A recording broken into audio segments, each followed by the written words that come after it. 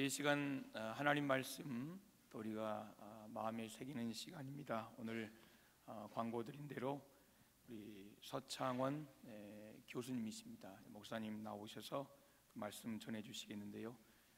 총신대에서 역사신학 교수로 또 우리 신학생들 또 잘 말씀으로 또 키워내셨고, 현재 한국개혁주의 설교연구원 이사장으로 진리의 깃발 편집장으로 또 계속해서 하나님의 일들을 감당해가고 계십니다. 이 시간에 장성한 자가 되라 라는 제목으로 말씀 전해주실 때에 또 우리 안에 또 오늘 정기교 개혁 기념 감사주일로 드리는 이 의미를 담아서 우리가 더욱더 성숙케 되는 그런 귀한 은혜가 있기를 간절히 소망합니다. 안녕하세요. 만나서 반갑습니다. 오늘 복된 주일에 부족한 사람을 귀한 교회에 청해 주셔서 함께 여러분들과 말씀을 나눌 수 있는 기회를 허락하신 하나님, 또 청해 주신 우리 정 목사님께 진심으로 감사를 드립니다. 정 목사님 이름을 처음 들었을 때 저희 스승 중에 또 한 분인 정성구 박사님이 계신데 동명이인이다 이렇게 해서 또 정성구 박사님의 새로운 또 후계자가 나오셨나 하고 생각했는데, 어쨌든 여기 와서 목사님과 함께 어제 저녁에 처음 만나서 좋은 교제를 나누게 되었고, 또 기쁨으로 여러분들 앞에 설 수 있게 되었습니다.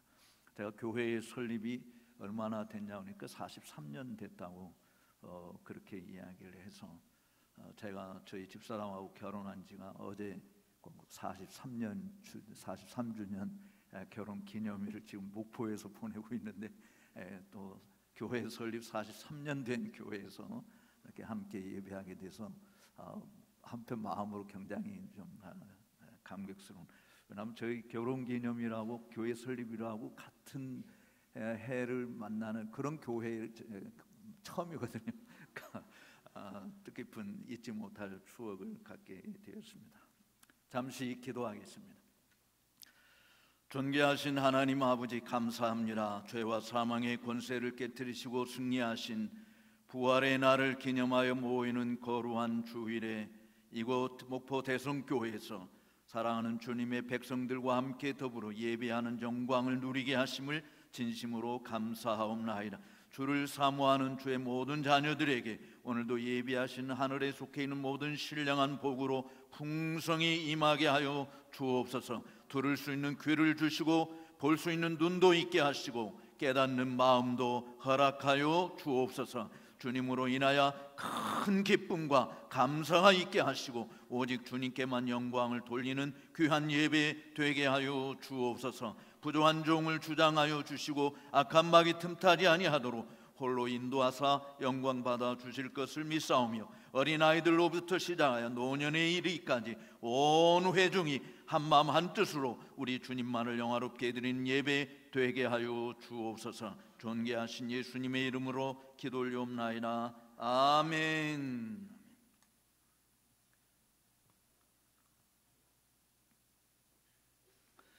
교회 설립이 43년이 되었으니까 그만큼 작년의 모습을 가지고 있어야 되는데, 우리 대성교회가 그리스도 예수 안에서 성숙한 교회냐라고 하는 질문에 누가 자신 있게 답을 할 수 있을는지는 모르겠습니다. 원로 목사님 아니면 장로님들 아니면 지금 현재 목회하는 우리 정 목사님이 그렇게 답을 할 수 어느 정도 답을 할 수 있으리라고 생각을 하는데, 여러분 개인에게 한번 스스로 질문을 해 보시기를 바랍니다. 적어도 예수님을 믿은 지 아직 3년이 안 된 사람을 빼고, 아직 나는 예수를 믿은 지 3년 정도밖에는 안 됐다, 그 사람들 빼고 그 이상 되신 분들 중에 나는 영적으로 어린 아이다, 아니면 나는 영적으로 그래도 장성한 사람이다, 어느 쪽이 더 많을까요? 되게 손들으라고 하면 또 부끄러워서 또 못 들을 수도 있으니까 그냥 속으로 대답해 봅시다.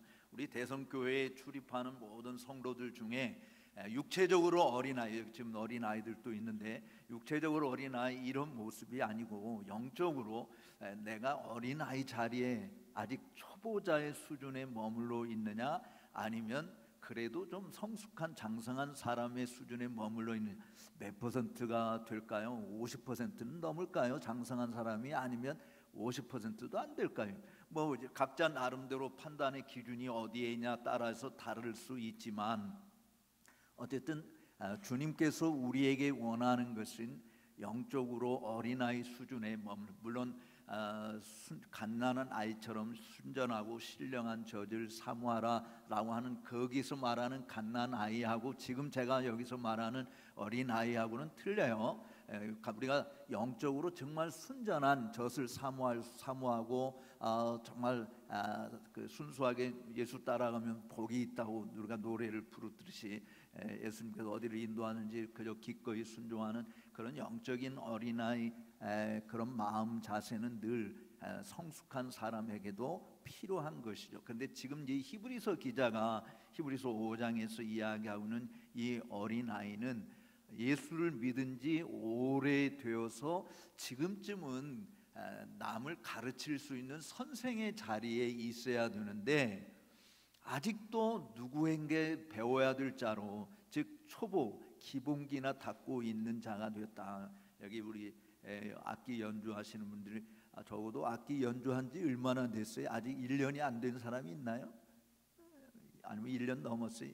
근데 1년이 넘고 그 이상 평생 어쩌면 연주를 해왔을 텐데, 아직도 예를 들어서 피아노 치는 사람 바이엘을 배운다든지 또 이 바이올린 치는 사람 이제 기본 교습서 가지고 이제 1년도 넘었는데 그렇게 한다면 우리 찬양대 주의자님 엄마 입장에서 폭폭할까요? 신나고 즐거울까요? 야, 가슴이 터져 폭폭해 죽겠다 이놈 자식, 내가 너한테 투자한 게 어느 정도인데 아직도 이거 기초나 배우고 앉았냐라고 하면 답답하게 그지 없는 거지 않습니까? 그러니까 지금 히브리서 기자가 히브리서를 받고 있는 그 독자들에게 생각할 때 너무 답답한 거예요. 정말 너희들이 벌써 지금 선생이 좀 돼야 되는데 아직도 초보를 배워야 될 자로 남아있다. 여러분들 가운데는 어떻다고 생각하십니까? 나는 초보자야. 1년이 지나도 2년이 지나도 3년이 지나도 4년이 지나도, 저기 서당계 3년이면 풍어를 읊는다고 그랬고, 요즘엔 뭐 라면집에 한 1년만 있어도 개도 라면 끓인다고 그러는데, 교회 다닌 지 지금 몇 년이나 됐는데 아직도 초보자냐? 그러면 누구한테 문제 있을까요? 목사님한테 문제 있을까요? 본인한테 문제가 있을까요? 본인한테 문제가 있는 거예요. 목사님 입장에서는 우리 교회에 하나님께서 맡겨주신 양무리들이 다 성숙한 자로 그리스도의 장성한 분량에 이르기까지 성장하는, 날마다 성장하는 사람이 되기를 원하잖아요. 왜냐하면 목사님이 늘 신령한 양식을 준비해서 양식을 여러분들에게 공급하니까 그 양식을 먹은 대로 먹는 사람이 할 일은 뭡니까? 엄마가 집에서 열심히 밥을 해주면 먹는 남편이나 저 아이들은 그거 먹고 뭐 하라는 거예요? 애들처럼 집에서 유치원생처럼 그냥, 아니면 뭐 어린이집 다니는 애들처럼 맨날 그렇게 살라고 하는 것이 아니고, 먹고 쑥쑥 자라서 사람 노릇 제대로 하라, 그런 거죠. 우리 주의자님, 그죠?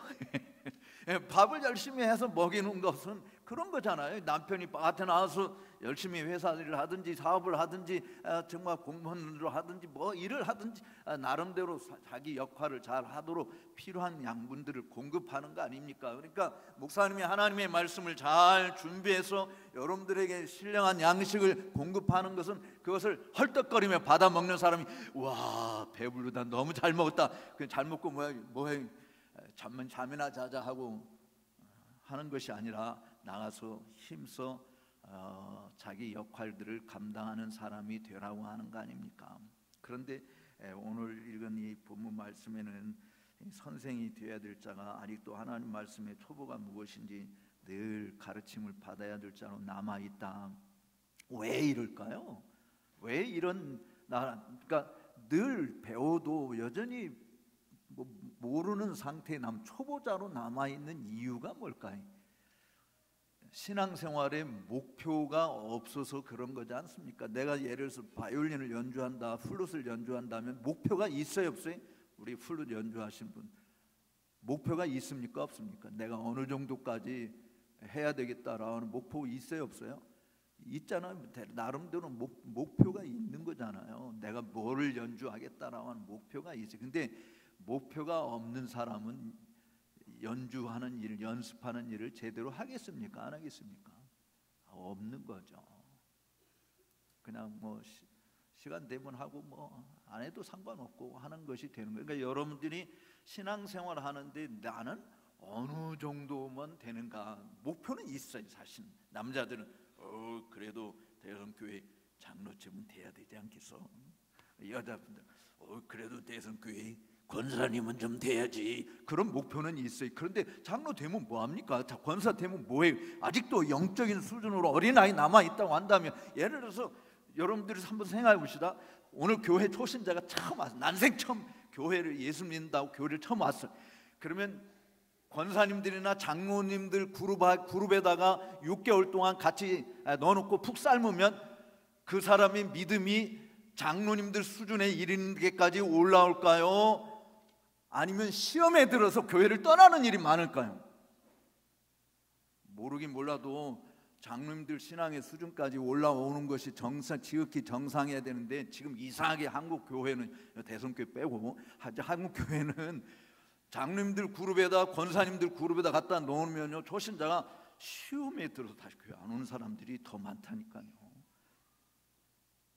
왜 그럴까요?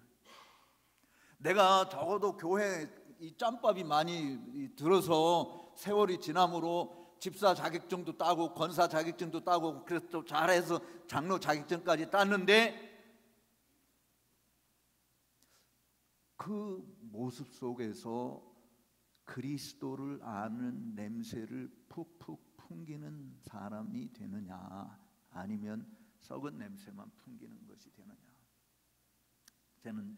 제가 학교 교수 생활하면서 목회도 했을 때가 있었는데, 이제 그때는 강사로 뭐 겸임 교수를 할 때고 이제 목회를 그만두고 이제 전임으로 들어가서 학교에서 어떤 총신에서 31년을 가르쳤었는데요. 제가 목회할 때 우리 성도들에게 항상 요구했던 것이 좀 그리스도 안에서 장성한 자가 되라라고 하는 부분을 늘 요구를 했었는데, 성도들이 그런 거를 잘 따르려고 하지를 않아요. 그래서 막 강제로 그런 일을 하도록 시키고 그랬었는데, 그때 이제 하면서 제가 그 노래를, 찬송가 중에서 노래를 잘 안 부른 게 있습니다. 근데 그 찬송을 오늘 여러분들이 부르더라고요. 제가 왜 잘 안 부르냐면, 주 예수보다도 귀한 것이 없네, 가사는 그렇잖아요. 근데 이 백성이 입술로는 나를 존경하지만 마음은 내게서 멀다라고 하는, 목회하면서 느끼는 거예요. 그러니까 실제로 가사는 그런데 실제로 우리 마음은 어떤 거냐면, 주 예수보다도 귀한 것이 많네, 이 세상 부귀와 어떻게 받고. 그러니까 입으로는 안 그런데 속으로는 내가 이 세상 행복과 부귀와 어떻게 받고, 그게 주어진다고 한다면 오늘 예배당에 여기 안 올 사람이 더 많을까요? 아니면 올 사람들이 더 많을까요? 그래서 하나님 앞에서 내가 성도들 보고 사기치지 말자, 입으로는 뭐 주님 사랑합니다 뭐 이야기해놓고 마음은 내게서 먼 그런 사람들이 되지 말고. 그래서 제가 그 노래를, 왜 많은 사람이 거짓으로 노래를 부르니까. 근데 오늘 여러분들이 정말 열심히 찬양을 하셨어요. 우리 찬양대원들도 열심히, 참 모처럼 정말 아름다운 찬양으로 하나님께 영광을 돌리는데, 근데 정말 우리 마음이 그런가? 만약에 주 예수보다도 귀한 것이 없다라고 한다면, 주님을 알고 싶어하는 마음이 우리 속에 있어서 주님을 배우고 주님을 따라가고 주님을 닮아가고 하는 그런 열망이 솟아나야 되죠. 입을 열면 예수, 잠을 자도 꿈을 꿔도 예수, 우리의 삶 속에서 그리스도를 아는 냄새를 나타내는 것이, 그것이 예수 믿는 사람들에게서 드러나야 되는데 그렇지 못하다. 그 목표가 없다. 저는 여러분들이 오늘 종교개혁 507주년을 맞이해서 정말 종교개혁자들이 적어도 예수 그리스도를 주로 믿는 모든 사람들에게 기대하는 것이 뭐냐면 그리스도 아는 지식 안에서 자라가는 거였거든요. 그리스도의 장성한 분량에 이르기까지 자라가는 거예요. 그러니까 다른 말로 이야기하면 오늘 여러분들이 집에 가가지고, 사실은 저는 신방하면서 그렇게 했거든요. 내가 A4 용지 100지를 한 장 주면서 장로님, 권사님, 집사님, 내가 지금까지 믿고 있는 예수가 누군지 한번 써보세요. 내가 기다릴 테니까 30분 시간 드립니다. 앉아서 쓰시라고. 여러분도 한번 집에 가서, 아니 컴퓨터 켜놓지 말고 그냥 내가 지금까지 믿고 있는 예수님에 대해서 한번 써보시라고요. 몇 자 쓸 수 있을 것 같습니까? 오래 신앙생활을 했던 사람도 반페이지도 못 채워요. 내가 평생 예수를 믿는데 내 주 예수 그리스도보다 더 귀한 것은 없다라고 이야기하는데 왜 예수님에 대해서 할 말이 하나도 없느냐. 연수국에 대해서는 할 말이 무궁무진한데 말이지. 사람들의 허물에 대해서, 사람들에 대해서는 할 말이 무궁무진한데 정말 우리를 사랑하사 자기 몸을 내어주신 우리 주 예수 그리스도를 아는 지식은 그야말로 바닥 수준이다는. 왜? 알려고 하지 않으니까. 그냥 예수 믿으면 됐지 뭐 예수님까지 잘 알아야 돼 라고 하는 것이. 그러니까 예배당에 여기 오시는 여러분들에게서 제가 우리 학교에서 학생들한테 첫 시간에 항상 묻는 질문이, 야 너희들 주일날 교회 왜 가냐? 우리 주의자님 오늘 교회 왜 오셨습니까? 주의자님? 그리고 전도사님들한테 그렇게 물어보면 거의 99%가 뭐라고 대답하는 줄 알아요? 아마 여기 우리 지금 악기 연주하시는 오늘 교회 왜 오셨죠? 다 물어보면 뭐라고 대답하냐면, 어휴 교수님 내가 교육 전도사인데 맡은 일이 있는데 교회 가야죠.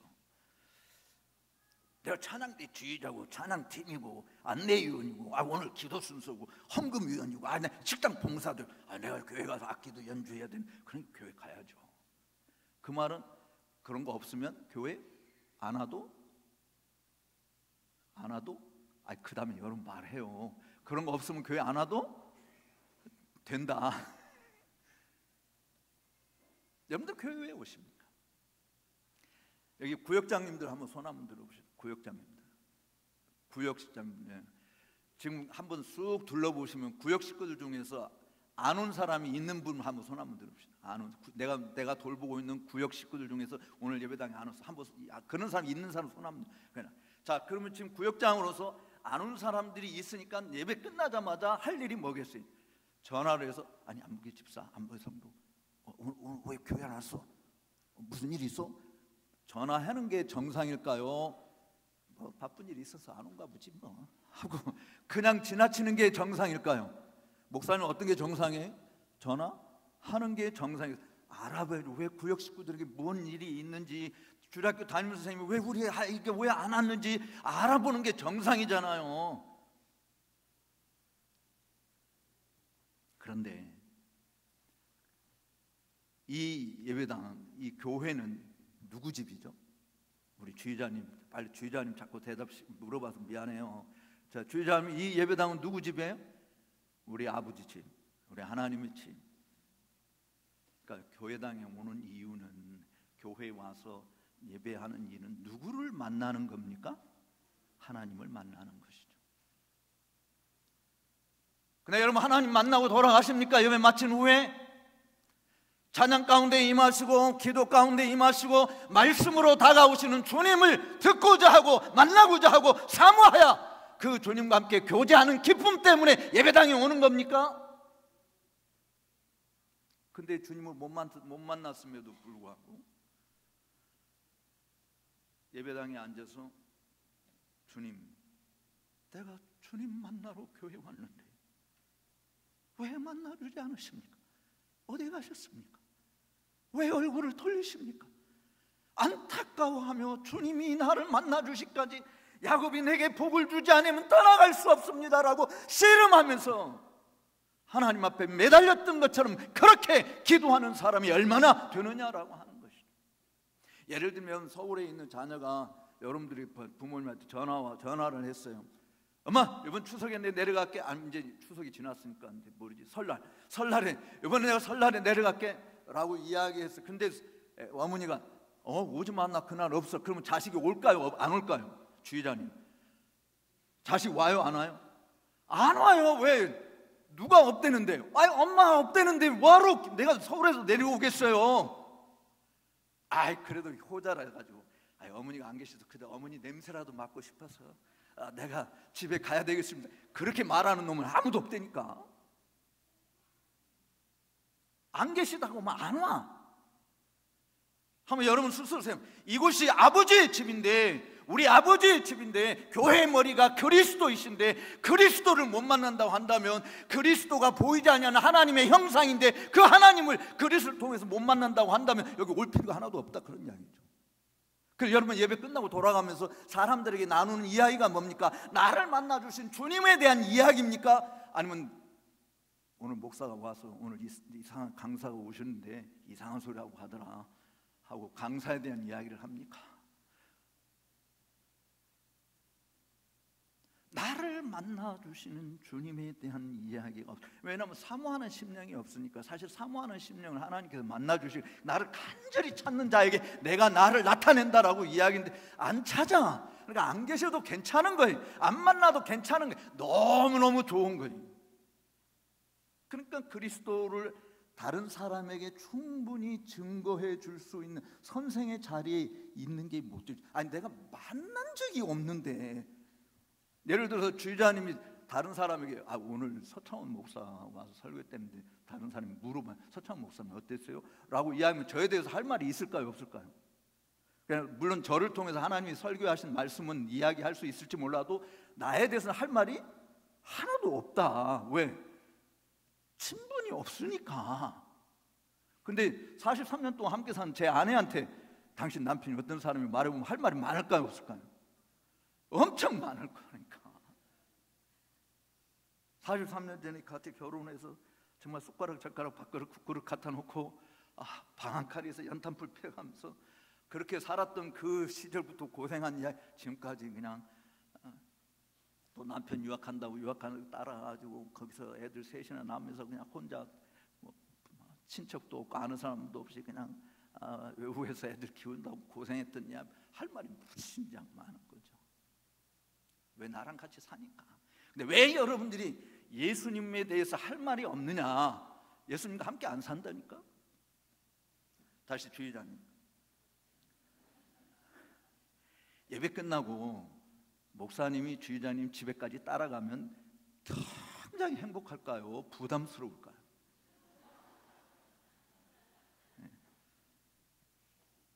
겉으로는 목사님 우리 집까지 오셔서 너무너무 고마워요. 와서 기도해 주고 이렇게 이야기하는지 모르지만 속으로는 왜 웃는다는 거야? 부담스럽게. 다시 이야기했어요. 주의자님, 예수님이 예배 마치고 주의자님 집에까지 따라가면 행복할까요? 부담스러울까요? 대답은, 정답은 행복한 건데 실제로는 부담스러운 거예요. 예수님이 우리 교회 집에까지 오시면 안 되는 거예요. 우리 아이들, 예수님이 내일 여러분들의 학교까지 따라가시면 부담스러울까, 행복할까? 빨리 대답해봐. 예수님이 내일 여러분들 학교까지 따라가.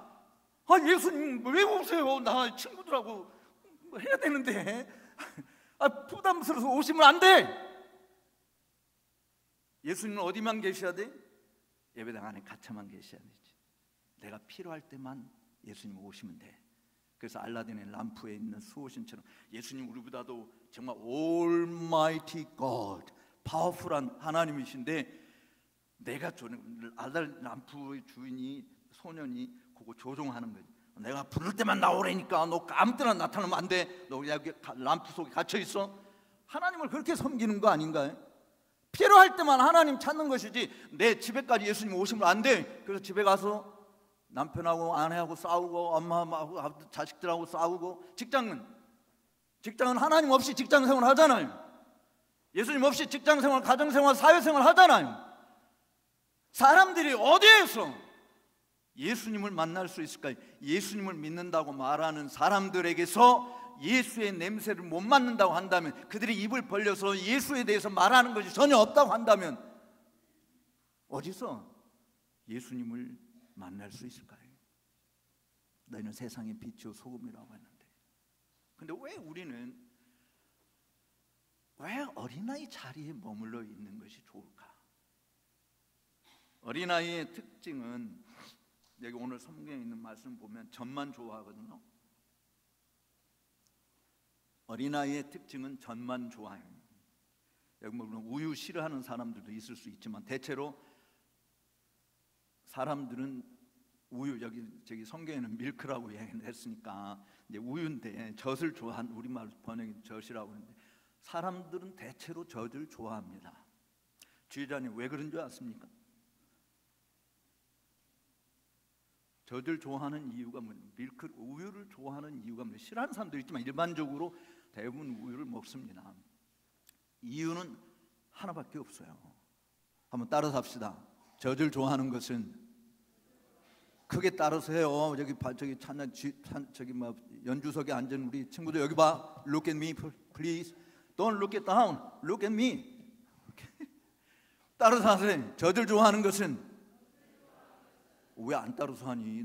이 말을 갑자기 못해? 다시. 젖을 좋아하는 것은 씹을 필요가 없어서 그렇다.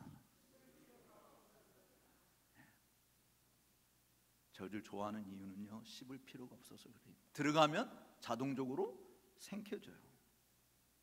들어가면. 근데 단단한 음식은 들어가서 그냥 생겼다가는 이래, 그냥 생겼다가는, 그러니까 뭐 해야 돼? 단단한 음식은 뭐 해야 되냐면 씹어야 되는 거예요. 씹어야 되는, 생기기 좋게 그 음식에서 나오는 맛을 느끼기 위해서는 내가 계속 씹는 맛이 있습니다. 계속 씹어야 돼. 물론 이제 어른들은 치아가 없으셔서 씹기 힘들어가지고 연한 음식들을 좋아하지만, 일반적으로 말하는 거예요. 그런 특별한 경우를 지금 말하는 게 아니고, 일반적으로 단단한 음식은 내가 자꾸 씹어야 그 씹는 것을 통해서 먹기, 생기기 좋게 또 속으로 내려가면 소화가 잘 되는 거거든요. 그래서 아이들 키울 때, 우리 주의자님 애 몇 명 키우셨어요? 3명. 복되시다. 그 아이들 키울 때 저기 이제 이유식 할 때 애가 금방 못 먹으니까 때로 할머니들이나 엄마들이 먼저 씹어가지고 이렇게 넣는 경우도 있죠. 그렇게 해요. 그러니까 먼저 이렇게 잘 소화가 안, 씹을 줄 모르는, 아직 이빨이 없는 애들은 그렇게 연한 거 해서 먹어가면서 조금만 자라도, 예를 들어서 2살 정도만 돼도, 만 2살만 돼도 고기 먹을 수 있어요, 없어요? 먹을 수 있어요.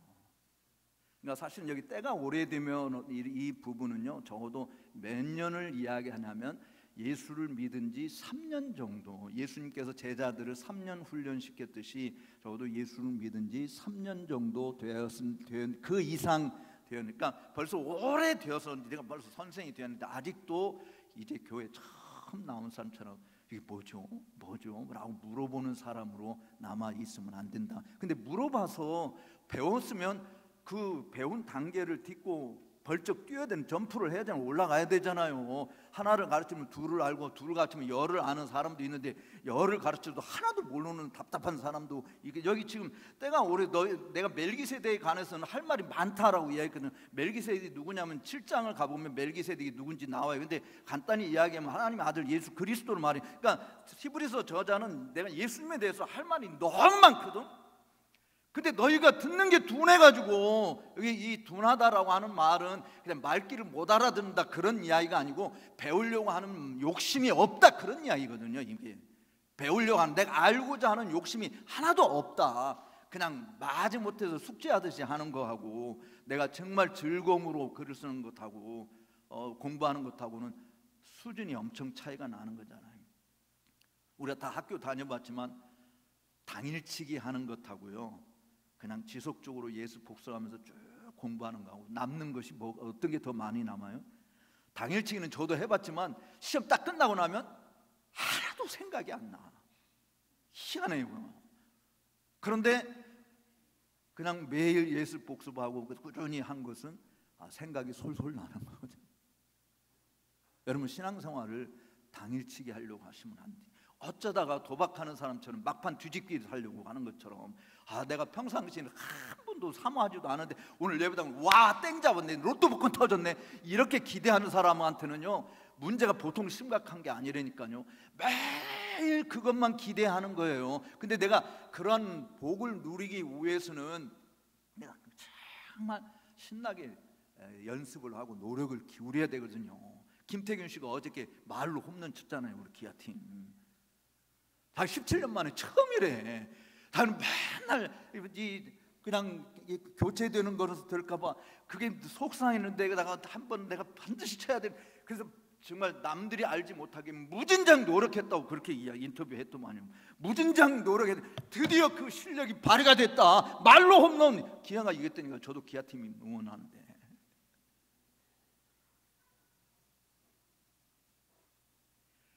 그러니까 그런 연습이 없어가지고 어쩌다 한번 말로 홈런 치면은요 그때뿐이고 그 다음엔 못 친다니까요. 그런데 그렇게 함으로 인해서 자기 자신의 실력이 드러나는 것이죠. 정말 여러분들에게 부탁하고 싶은 것은, 내가 알고 있는 예수님이 누구냐라고 다른 사람에게 넉넉히 말해줄 수 있는 사람이 되어야 된다. 여러분들을 만나주신 주님, 여러분들과 함께 하시는 주님, 내가 너희를 떠나지도 아니하고 너를 버리지도 않고 내가 항상 always I'll be with you, 내가 너와 함께 하겠다라고 이야기하는 그 예수님에 대해서 많은 사람들에게, 주변의 사람들에게 말해줄 수 있고 들려줄 수 있고 냄새 풍길 수 있는 그런 사람이 되시기를 주의 이름으로 축복합니다. 어린아이들의 특징이 뭐냐면요, 젖만 좋아하는 것뿐. 그러니까 여기서 조금 제가 이제 목회할 때 그런 경험을 많이 들었는데, 초창기에 아니 목사님 여기 신학교 아니에요, 왜 이렇게 어렵게 설교를 하세요? 여기 신학교 아니라니까요. 제가 어렵게 한 것이 아닌데, 지금 여기 히브리서 기자처럼 지금 제가 지금 여러분들이 이야기하는 게 어렵습니까? 쉽잖아요. 제가 그렇게 했는데도 우리 교수, 목사님 학교 교수인가? 신학교, 여기 신학교도 아닌데 자꾸 그런 이야기를 해요. 근데 그 사람들이 알아듣는 게 어려워, 들으려고 하는 마음이 없으니까 그 어렵다라고만 느껴지는 건데, 한번 따라서 합시다. 애들한테는 어려운 것이 없고 모든 것이 새롭다. 그러니까 어른들이 자꾸 어렵다고 그러는 거예요. 애들한테는 어려운 게 없다니까. 다 새로운 거잖아요. 처음 접하는 거예요. 새로운 거예요. 그럼 새로운 거를 접하는 사람 더 알고 싶고 그러잖아요. 더 알고 싶은 마음. 근데 이 어린아이의 특성은 그런 알고 싶은 마음도 없고 날 자기 중심으로 하기 때문에 쉽게 사람들의 말에 요동을 치는, 자기가 연구하고 확정하고 깨닫는 것이 아니고 다른 사람의 말에 귀를 그래? 그렇대? 누가 뭐 준다 그러면 사탕 준다 그러면 하고, 그 애들이 하는 것이잖아요. 애들이 하는 걸. 그러니까 여러분들이 또 이 그리스도 안에서 장성한 자가 되지 못하는 사람들은 고린도전서 3장에 보면요, 영적 어린아이, 육신에 속한 자들, 어린아이를 이야기하고 있는데, 그 어린아이 방언도 할 줄 알고 기적도 행하는, 병도 고치고 그런 은사를 가진 사람들, 그러니까 그런 사람은 와 그리스도 안에서 장성한 사람이네 라고 이야기하면, 바울은 오히려 고린도 교회 그런 성도들이 너희 육신에 속한 어린아이라니까 이렇게 이야기했어요. 근데 그 어린아이의 특성이 자꾸 사람들의 말에 귀를 고 뭐가 눈에 보이는 어떤 것에 획가닥 넘어가는 일들을 하는 거죠. 그래서 사실은 바울이 에베소 교회에 편지하면서 쓴 내용 중에서 사람들의 교훈에 이리저리 요동치는 물결은, 헛된 교훈의 가르침을 들으면서 자꾸 요동친다. 이리 갔다 저리 갔다 저리 갔다 어디 갔다 요동친다. 근데 어린아이가 아닌 어른들은 진득하게 앉아 있잖아요.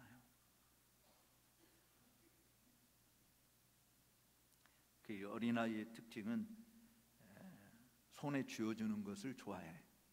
그래서 하나님도 하나님을 사랑하는 게 아니고 하나님이 주시는 복을 사랑해. 우리 주의자님 애들 새 키우실 때 어렸을 때, 꼬마였을 때, 유치원생들이나 뭐 초등학교 다닐 때 엄마가 나갔다 들어오면은 엄마 무사히 돌아와서 고마워 이런 말이 많습니다. 뭐 없어? 이런 말이 많아요. 예. 엄마 무사히 돌아와서 고맙다, 이건 철이 든 애들이나 하는 소리고, 대부분 아이들은 손에 뭐 사왔어? 나한테 줄 게 뭐 갖고 왔어? 요거 기다리는 게 어린아이잖아요. 그러니까 그리스도 안에서 어린아이들도 맨날 하나님이 주시는 복만 생각해. 하나님 복을 안 주시면 에이 재미없네, 그리고 신앙생활을 안 하려고 하는 거죠. 근데 여러분도 스스로 한번 점검해 보세요. 하나님이 내게 복을 주시지 않을지라 주신 자도 여호와시고 취하신 자도 여호와시니 여호와께서 영광을 받으실지로다 라고 말할 수 있는 욥과 같은 사람이 얼마나 되겠어요. 나는 그러니까 이 세상 그 어떤 부귀와도 바꿀 수 없다. 예수님으로 만족하라. Jesus is all in all. 예수님이 모든 것의 모든 것이다. 내가 사막에 있을 때, 시편 기자 이하연처럼 사막에 있을 때, 물이 없고 메마른 건조한 땅에 있을 때 여러분 뭐가 제일 생각날까요? 사막에 안 가보시는 분은 모르겠지만 어쨌든 사막이라고 생각하면 물이 없고 건조한 메마른 땅에 있을 때 뭐가 제일 필요해요? 물이 제일 필요해요. 나를 이 뜨거운 태양에서 가려줄 것이 필요하죠. 근데 시편 기자는 66편에서 뭐라고, 63편에서 뭐라고 말합니까? 물이 없고 건조한 황량한 이 사막 가운데서 내가 여호와를 앙망하나이다. 물이 아니에요. 사슴이 냇물을 찾아 갈급함같이 내 영혼이 주를 찾아 갈급하나이다 라고 할 때 바로 그런 자에게 주님은 만나 주신다니까요. 그렇게 부르짖는 자를 주님이 만나 주시는 거예요. 그럼 주님 만나는 것으로 모든 것이 끝나는 거예요. 주님 만나는 것으로 모든 문제가 해결이 되는 거예요. 옛날에 임금님 되신 때 저 경상도 산중에 화전 마을에서 그냥 그야말로 산을 해관하면서 거기서 어렵게 오는 산 농부가 한 사람이 있었어요. 근데 이 농부가 무슨 일을 했는지 굉장히 나라한테 큰 유익을 줬어요. 그래서 그것이 임금님 귀에까지 올라갔어. 그래서 임금님이 이야 그렇게 기특한 일을 해서 내가 상을 줘야 되겠다 라고, 그래서 그 농부를 불렀어요. 임금님 앞에 갔어요. 농부가 내가 너한테 상을 줄 텐데 뭘 원하는지 말해보게. 그러니까 여러분 같으면 뭘 원하겠어요? 임금님 성은이 만극하옵나이다. 내가 지금 화전민 마을에서 또 저렇게 일을 가꾸면서 노예처럼 살고 있는데 내가 정말 번듯한 집이라도 있든지 아니면 내 신분을 양반으로 좀 바꿔주든지 뭐 이런 거 요구하지 않을까요? 그죠? 근데 이 농부가 뭘 요구했냐? 임금님 저 소원이 하나 딱 있습니다. 뭐냐? 임금님께서 저희 집에 한 번만 오셔서 제가 대접하는 식사를 같이 한 번만 했으면 좋겠습니다. 그게 소원입니다. 그랬어요. 아니 산중에서 뭐 화전민을 갖고 있는 사람이 뭘 대접할 게 얼마나 있다. 임금님 수라상을 자기가 집에서 직접 해가지고 대접하고 싶다고. 그래 그럼 내 가지. 누가 난리를 안 할게요. 임금님이 경상도 산중에 시골 마을에 오신다니까 그 군수가 난리가 났네. 임금님이 행차하시는 거예요. 그래가지고 임금님이 그 산중까지 이 화주민 사람 한 집에까지 길도 없는데 어떻게 가? 그래가지고 군수가 그냥 사또가 길을 다 닦아놓은 거예요. 임금님 멋있게 행차하시러 길을 다 닦아줬어요. 근데 또 집을 보니까 완전히 허술한 집이네. 이게 완전히 그 운막집이에요. 근데 임금님께서 어떻게 이런 집에 계시냐? 그래서 자기는 임금님한테 잘 보이려고 그 집을 멋있게 새로 집을 꾸며줬네. 제가 지금 무슨 이야기 하려고 하는지 아시죠? 이분은 돈을 구한 것도 아니고 땅을 구한 것도 아니고 임금님이 나와 함께 와서 밥 식사 한번 같이 하자는 거 구했더니 집 앞까지 아스팔트 길이 생기고 그야말로 운막집이 싹 달아나고 멋있는 기와집이 생기고. 임금님이 한번 왔다 가면은 다른 사람이 무시할까요? 여전히 천민이라고 핍박을 할까요? 무시 못해줘. 대접받는 사람이 돼요. 그 임금보다도 더 높으신 만왕의 왕이시고 만주의 주이신 그리스도를 여러분이 모시면 집이 문제가 아니라니까요. 이 땅에서 내가 어떤 높은 지위를 가니나 그게 문제가 아니라니까요. 주님 안에서 하늘나라 왕실 백성으로 하나님이 우리를 그렇게 높은 곳에 세우시는 그런 은총을 누리게 될 줄로 믿습니다. 주님을 구하십시오. 주님으로 만족하십시오. 주님이 주시는 복이 아니라 주님이 만족하시면 주께서 우리에게 있어야 될 모든 것을 아시고 필요에 따라 넉넉히 공급해 주시는 주님인 줄로 믿습니다. 어린아이는 잠자기를 좋아해요. 그래서 참 예배당에 오신 분 여기 그래도 안 졸고 계셔서 참 감사한데, 조는 사람한테 신방에 왜 이렇게 예배 시간에 와서 졸아요? 아유 목사님, 우리 아버지 집이 얼마나 편하고 좋은데 그냥 잠이 솔솔 옵니다. 그런 분들도 있어요. 내 아버지 집이 편해요. 집에 가면 며느리는 시집에 가가지고 잠 못 자도 딸은 잘 수 있어요. 편하니까.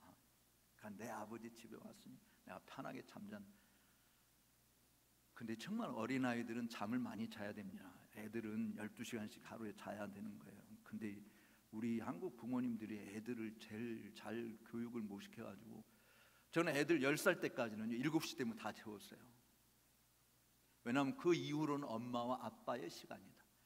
12시까지 절대로 못 있습니다. 7시 되면 다 재웠어요. 그 다음에 엄마와 아빠의 시간. 그래서 엄마 아빠가 같이 밥 먹고 타 마시고 대화도 하고 같이 기도도 하고. 근데 우리 여기 남자분들 아내하고 집에서 그런 시간 가져요. 애 핑계 대고 아이 귀찮아하고 나가버리고, 엄마는 애 때문에 그냥 고생하고 힘들게 하고.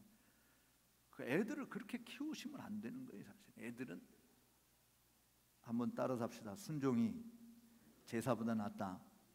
애들한테는 자립심을 키워주는 것이 아니라 순종을 가르치는 것이 필요합니다. 순종을 언제부터 가르쳐야 되느냐? 따라 삽시다. 순종이 무슨 뜻인지 모를 때부터 순종이 무엇인지 알게 하라. 순종이라는 말이 무슨 뜻인지 모를 때부터 순종이 무엇인지 알게 하는 것이, 그게 자녀 교육의 가장 중요한 겁니다. 근데 우리 부모들은 애들한테 순종을 가르치지 않고 뭐부터 키워줘요? 고집부터 키워줍니다. 그래서 엄마 아빠 밑에서 애들이 통제를 받는 것이 아니라 애들이 엄마 아빠를 지배하는 것이죠. 애들에 의해서 움직여지는 것이, 그게 지금 우리 한국 교회의 한국 사람들의 문제점이에요. 저는 여기 여러분들이 애들 키울 때 애들은 엄마 아빠 말에 순종해야 된다. 순종해야 된다. 부모들을, 자녀들아 내 부모에게 순종하라. 이것이 마땅한 것이다. 땅에서 잘 되고 장수하는 것이다. 그렇게 가르쳐야 되죠.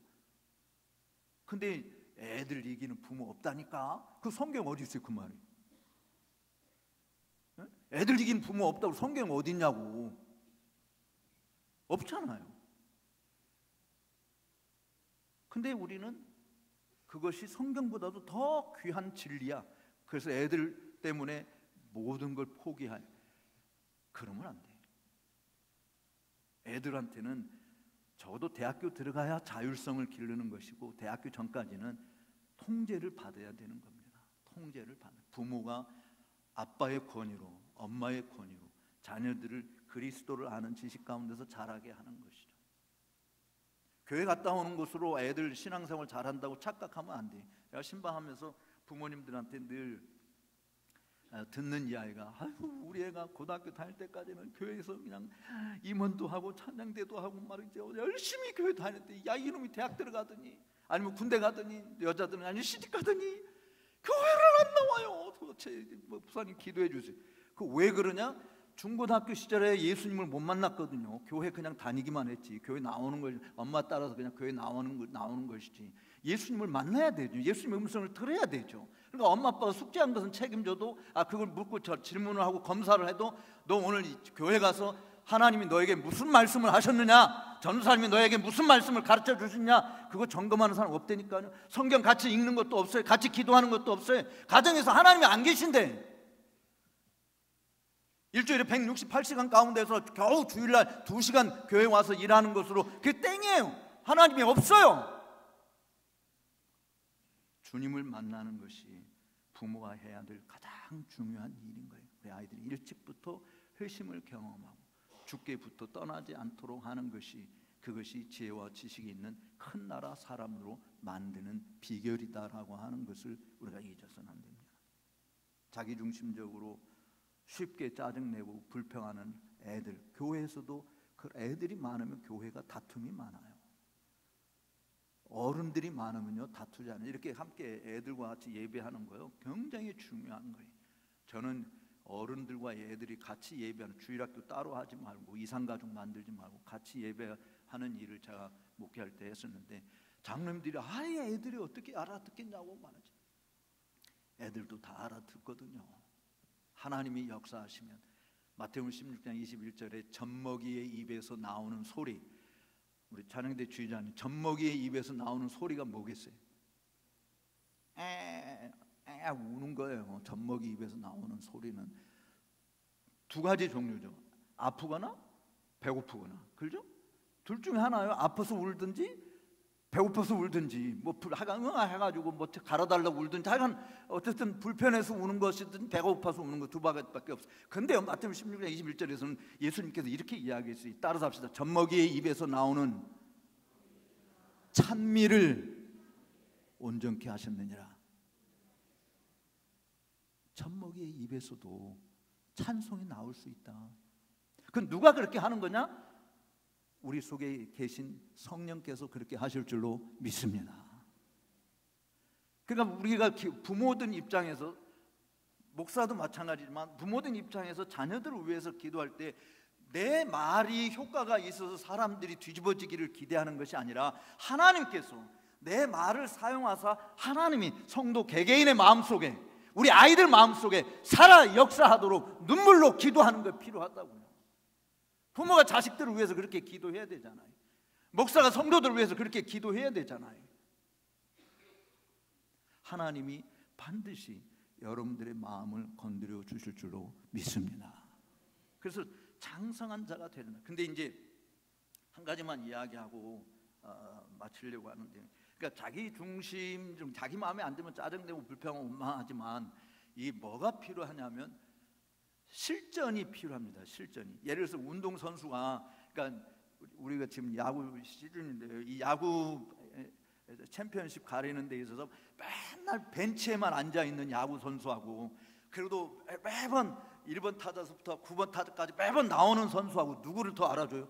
여기 나오는 사람이 벤치에 앉아있는 사람, 나오는 사람을 더 알아주죠. 근데 벤치에 앉아있는 선수들도 훈련을 할까요? 안 할까요? 훈련을 해요. 근데 맨날 벤치에 앉아있어. 실전 감각이 없는 사람들은 그렇게 돼요. 부상을 당해서 벤치에 앉아있을 수도 있지만, 실전 감각을 익히지 않으면 감독이 선수를 필드에 내보내지 않는다라고 하는 거거든요. 여러분들이 왜 어린아이 자리에만 배우기는 하는데 이것을 써먹어야 되잖아요. 써먹어야 된다. 그러니까 어디 가서 써먹냐? 여기 히브리서 5장 14절에 한번 14절을 같이 한번 읽어봅시다. 이 말씀을 좀 해석하고 말씀을 맺을게요. 14절 같이 읽겠습니다. 단단한 식물은 장성한 자의 것이니 저희는 뭐를 사용한다? 지각을 사용하여 뭐를 받아? 연단을 받아 선악을 분별하는 자들이니라. 그러니까 어린아이들은 분별력이 없는데, 분별력이 없는 이유가 두 가지 이야기하고 있어요. 지각을 사용하지 않는다, 그 다음에 연단 받는 것이 없다. 여기 사실은 연단 받아 이거 빼고 그냥 지각을 사용함으로 선악을 분별하는 자들이라 해도 말은 되어요. 그런데 그 안에 연단을 받아, 이 부분을 일부러 이 히브리서 기자가 적어놨다니까요. 왜 적어놨을까 한번 생각해 보세요. 그러니까 지각을 사용한다라고 하는 것은 시각, 청각, 미각, 후각, 촉각을 사용하는 거예요. 여러분들이 하나 영적인 생활에 있어서 눈으로 보는, 내 주의 법에 기이한 것을 내 눈이 떠져서 보게 해 주옵소서. 내 귀가 열려져서 주님의 신령한 음성을 듣게 하옵소서. 하나님의 의의 말씀을 맛보게 하옵소서. 주의 인자하심을 맛보게 하옵소서. 그다음에 촉각, 이 촉각은요 민첩함이거든요. 말씀을 듣고 순종할 때 나왔다는 민첩함 부분이에요. 그 다음에 냄새, 그리스도를 아는 냄새를 맡는 후각, 이걸 다 사용을 해야 되는 거예요. 그냥 교회에 와가지고, 여기도 이거 화면에 있네. 교회에 와서 이것만 보고 가는 사람이 있어. 이것만 보고. 그래서 저는 목회할 때 이거를 없애버렸어요.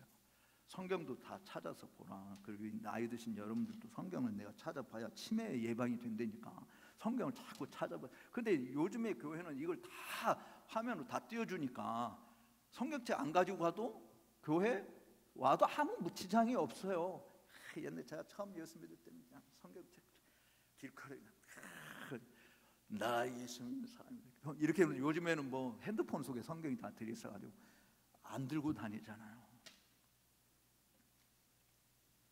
근데 정말 우리는 이 시각, 촉각, 청각, 후각, 미각, 이걸 온 몸을 다 동원을 해야 됩니다. 연기하는 사람도 입만 나불나불 대가지고는 연기 대상을 받을 수 있는 사람 아무도 없습니다. 연기하는 사람도 온 몸으로 하잖아요. 설교도 여러분들이 그냥 앉아서 쉽게 듣는 것 같지만, 리차드 박스터 목사님, 청교도 목사님 중에 이런 리차드 박스터 목사님 계신데, 그분이 이렇게 이야기했어요. 죽어가는 사람으로서, 죽어가는 사람에게, 여러분이나 저나 다 죽어가잖아요. 안 죽어갑니까? 우린 다 죽어가는 거예요. 그러니까 목사도 죽어가는 사람으로서 죽어가는 사람에게 이것이 나의 마지막 설교인 줄 알고 설교한다. 유언을 남기듯이 목사가 친액을 빼면서 온 힘을 다 기울여 여러분들에게 주의 말씀을 전하는 거예요. 엄마가 밥을 하는데 썩을 놈 자식들 말이지.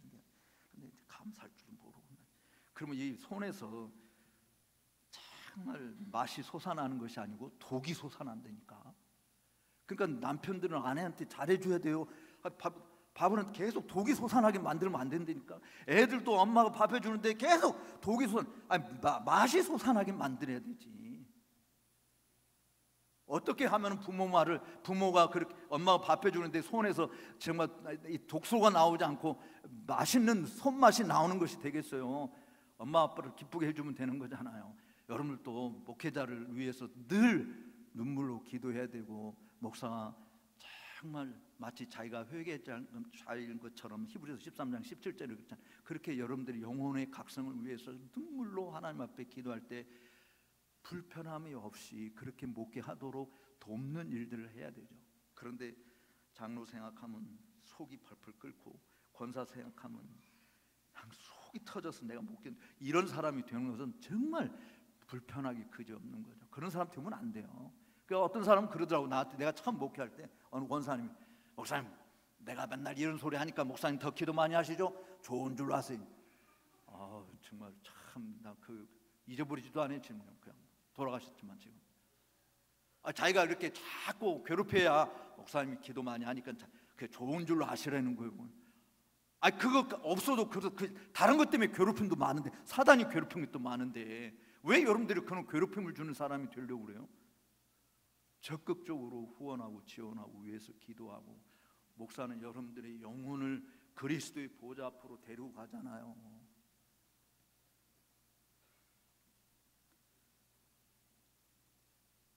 지각, 이 오각을 다 사용한다. 근데 연단을 받아야 된다라고 하는 것입니다. 연단을 받아야 된다. 이거는 실전 감각이에요. 내가 오늘 하나님 말씀을 들었다 그러면 집에 가서 그렇게 실천을 해야 된다니까요. 직장 가서 그렇게 실천을 해야 된다니까요. 여기 훈련을 많이 받은 사람들이 실전에 나가서 필드에서 뛰어봐야 상대가 공격할 때 내가 어떻게 막아내고 나는 상대가 수비할 때 내가 어떻게 공격을 해서 정말 목적을 이룰 것인가, 이런 것을 실전을 통해서 익히는 거거든요. 그래서 동물적 감각이라고 하는 게 있지 않습니까? 어떤 상태 와도 내가 능히 막아내고 내 자신이 선수로서 역할을 최선을 다할 수 있도록 하기 위해서 그런 동물적 감각까지 나올 수 있게 되어야 된다. 근데 실전을 하지 않으면 무서워서 연습해놓고 집에서 연습 다 해놓고 실전에만 올라가면 다 꽝이에요. 플레이를 제대로 하지 못해. 그럼 다시는 못한다니까요. 근데 그런 것들을 다치는 것까지도 각오하고 따라서 합시다. 무릇 예수 그리스도 안에서 경건하게 살고자 하는 자는 핍박을 받으리라. 예수 믿는 대로 행동을 하려고 하니까 직장에서 왕따 당해, 학교에서도 왕따 당해, 사회에서도 왕따 당해. 그거 무서워서 못하니까 세상이 안 변한다라고 하는 것이죠. 사우디아라비아에서 4명의 모슬렘들이 최초로 1990년도 초에 서울대학교 유학을 왔어요. 근데 걔네들 4사람 때문에 서울대학교 금요일날 수업 시간표가 바뀌었다니까요. 4사람 때문에. 근데 기독교인들 4사람 때문에 수업 시간표가 바뀌냐고요. 주일날 국가고시가 바뀌냐고요. 왜? 우리는 진리를 위해서 싸우지 않으니까. 종교개혁 기념주일입니다. 종교개혁자들이 목숨을 내놓고 진리를 위해서 싸웠어요. 우리는 진리를 거스르지 아니하고 진리를 위할 뿐이다. 진리를 거스려서는 아무것도 할 수 없다. 그것이 그들의 사상이었습니다. 고린도전서 13장 8절에 있는 것처럼. 우리 대성교회 성도 여러분들, 여러분의 집이 정말 변화되기를 원한다고 한다면, 여러분들이 다니고 있는 직장이 정말 그리스도의 냄새가 물씬 풍기는 것을 원한다고 한다면, 학교에서 더 이상 하나님 소리도 못하게 만들고 있는 이런 세상에서 내가 정말 하나님의 음성을 드러내고자 한다고 한다면, 그 삶의 터전에서 싸우십시오. 싸우십시오. 진리를 위해서 싸우십시오.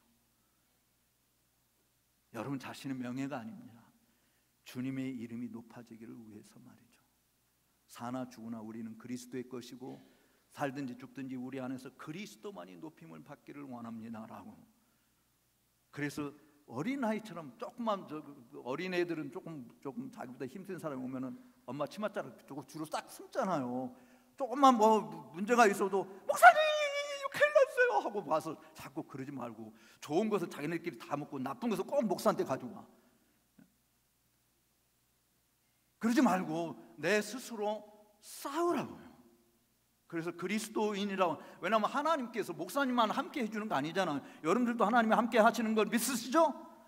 하나님이 여러분들과 함께 하세요. 어디든지 떠나지 않고 함께 하신다고 그래서 그 하나님의 이름으로, 만군의 주 여호와 하나님의 이름으로, 너는 칼과 창으로 내게 오지만 나는 만군의 주 하나님의 이름으로 나간다라고 소년 다윗이 골리앗을 이겼듯이 날마다 이김을 주시는 하나님께 감사하며 승리하며 사는 우리 대성교회 성도 여러분들이 다 되시기를 주의 이름으로 축복합니다. 기도하겠습니다. 거룩하신 하나님 아버지 감사합니다.